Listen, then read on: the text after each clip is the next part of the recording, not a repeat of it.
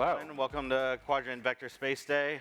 So I'm Neil, and when I started at Quadrant a little over a year ago, I thought I knew vector databases well. I came from a company that had a vector database, and I knew that vector databases had storage of semantic data. You could take unstructured data, you pass it through an embedding model, and you store that in a vector database. You could then use that for things like retrieval augmented generation, RAG, and the whole goal was to store these vectors, and many companies kind of sprung up doing vector databases, and they were looking at cheap storage, scalable storage, high throughput, and about the extent of the configuration was like cosine similarity and dot product and Euclidean distance. So I thought, this was really, the core technology of vector databases, but I was really wrong about that.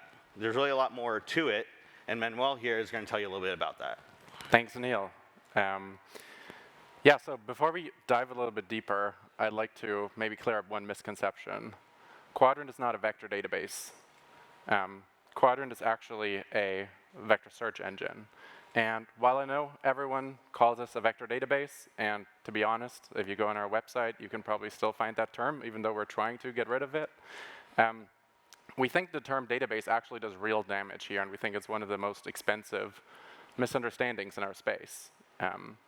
If we think about a database, we picture something like Postgres. It is like the source of truth for your data. It's transactions, high consistency, and every row is literally where you left it. Like, you put your data there, it holds it, and never loses it. That's the job. Vectors are different. Vectors are meant to store as much meaning as possible in a way that is searchable, and you can find literally the needle in the haystack of billions. So if we look at databases and search engines, they're really optimizing for the opposite. A database cannot, it has to be super strict consistency, because that's what you pay it for. A vector search engine, on the other hand, is able to trade off some of that perfect consistency for scale, for speed, and making sure it stays up, even if half of the cluster is down. So at Quadrant, we decided to not bolt on another vector feature to a database, but actually built a search engine from scratch, all the way from the storage layer to the query engine. Because we really think you can only control retrieval if you also control the full stack. Now that we established this, let's actually look at search, which has changed significantly over the last years. A decade ago, search was, I type in a query, I get some feedback, mostly textual, and then vectors emerged. And vectors are a format that really, it's the format that can most densely pack information and meaning into a format, a vector. And that really enabled us to have way more different search types. So we can do semantic search, which is probably what you all are using with dense vectors about meaning. We can continue to do lexical search and hybrid search, where we can actually use sparse vectors that are, in many cases, better than traditional keyword search because they have a neural extension and expand the keywords that you can look for. So we can do that with hybrid search. And we're looking at multi-vector search, where we have way more facets that we can capture. And we're powering new use cases with search that have not been around before. It's not just traditional search. It's recommendations, it's RAG, it's agentic memory, and also agentic context retrieval.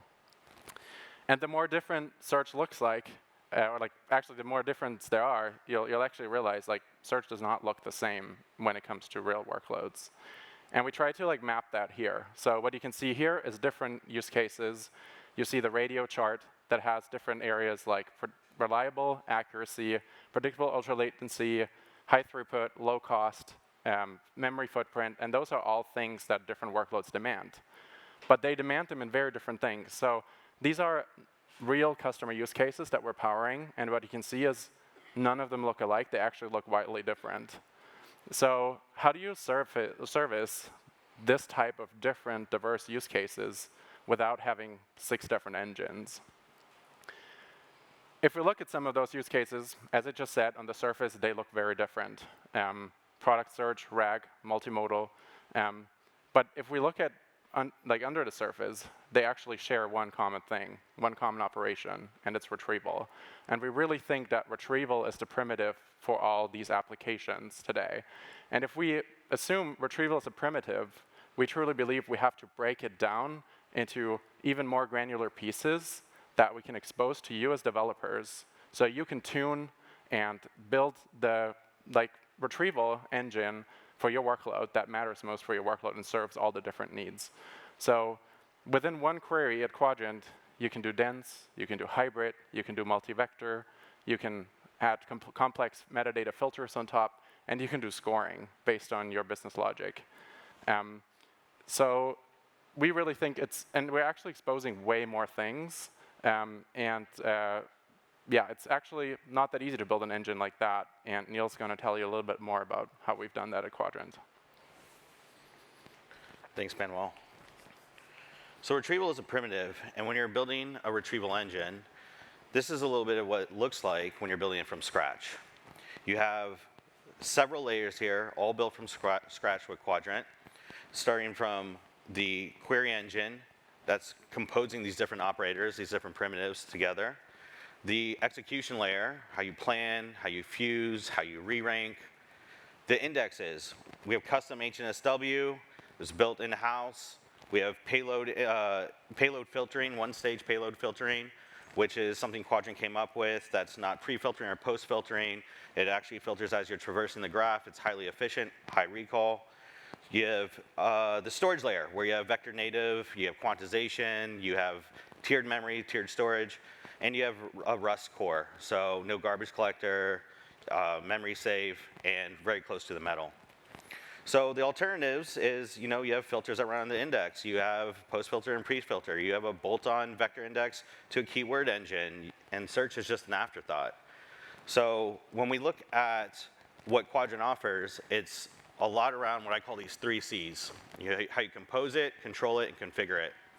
That composability is how you bring those primitives together, and how you bring it together at the index level, the dense, the sparse, the filters. And the controllability is maybe how you fuse it together, so bringing it together at query time. You get that control about how you have your fusion weights, if you want to use exact search or approximate search. It's all controllable by you, the engineer, and the developer. And lastly is the configurability. You get configs on how you actually tune at the collection level. So you can tune your quantization, you can tune your M and EF construct values, those parameters in your HNSW graph. That's going to control how dense the graph is created. That's going to control how many lookups are done before the new vectors are inserted, or new vectors or vectors are retrieved. And that allows you to control and configure and tune how you control your index speed, your RAM usage, and your latency overall. So you get this control with Quadrant that we really hand it to you. A lot of other vector search solutions do this all for you, but here you're able to hit those dynamic use cases that Manuel talked about with those radar charts. Every workload's different, and we're offering the best way to suit your workload. An example is tunable hybrid search.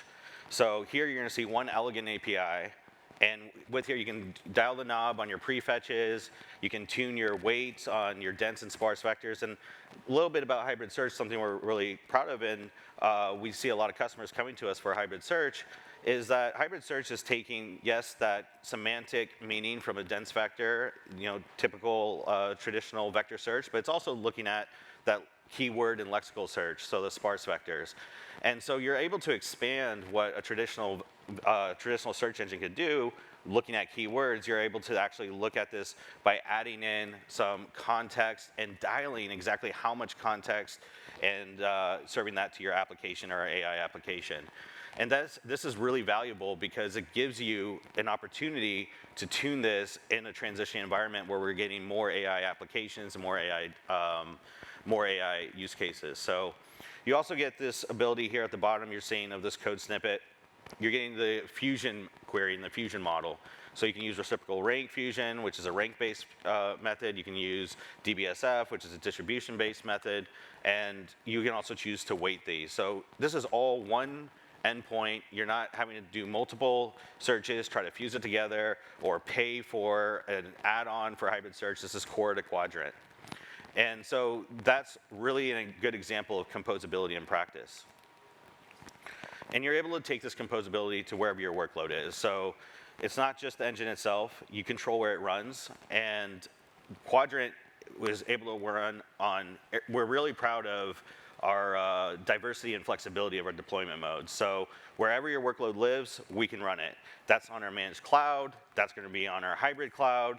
That's going to be on our private and on-prem, and Quadrant Edge, which we're going to talk about a little bit later today. I'm really excited about that. So it's the same binary as our open source binary, running from data center to device. And next, we're going to talk about, or next I want to talk about where it's all headed. So Quadrant Edge is, we're going to have some cool talks on Quadrant Edge today. Dylan Kuzan, our DevRel engineer, is going to show you things you've never seen before on-device memory and on-device search. Like really cool use cases that will change the way you think about physical AI. So physical AI is not something that we see as kind of a moonshot. We see it happening right now. It's here today. And Dylan's going to show a lot of that. But a little bit about Quadrant Edge before we get to Dylan's talk later today. It's very lightweight, runs in process like SQLite. It's self-contained on edge shards, so you can actually run this locally on the device, choose when it syncs back to the cloud and rebases. It's got a minimal footprint. It's the same Rust core. This same primitive is going to be pushed further. You're going to see that today from our speakers. Agentic memory, we have Mem0 and Cogni that are going to talk to you about how Quadrant's used in their memory systems, and also just expanding the way you think about agentic memory. So these are leaders in the space of agentic memory. Really excited for their talks. Lori at Arise is going to talk about evaluations and retrieval that learns. So there's a good talk there coming up as well.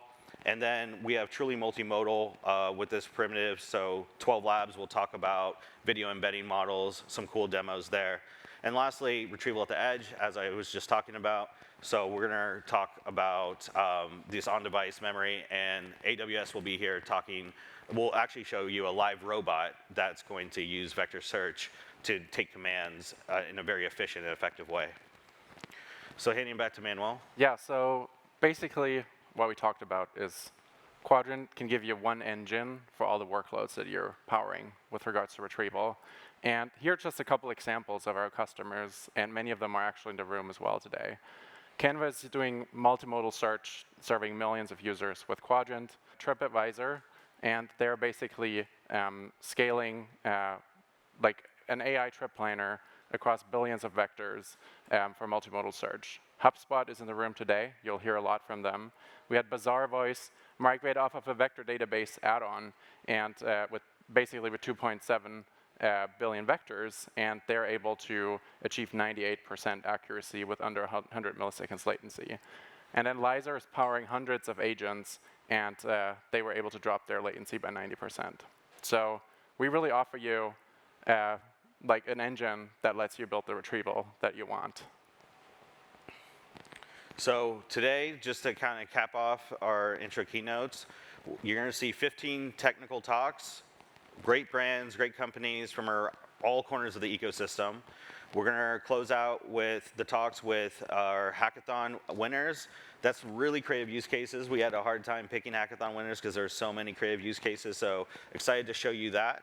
And lastly, I just want to mention, the community. This is why we're here, is for you, and we hope that you enjoy engaging with the rest of the community during lunch, during happy hour, during the coffee breaks. It's a big technical audience, lots of business leaders and engineers here, so we hope that you enjoy Vector Space Day. Thank you for coming.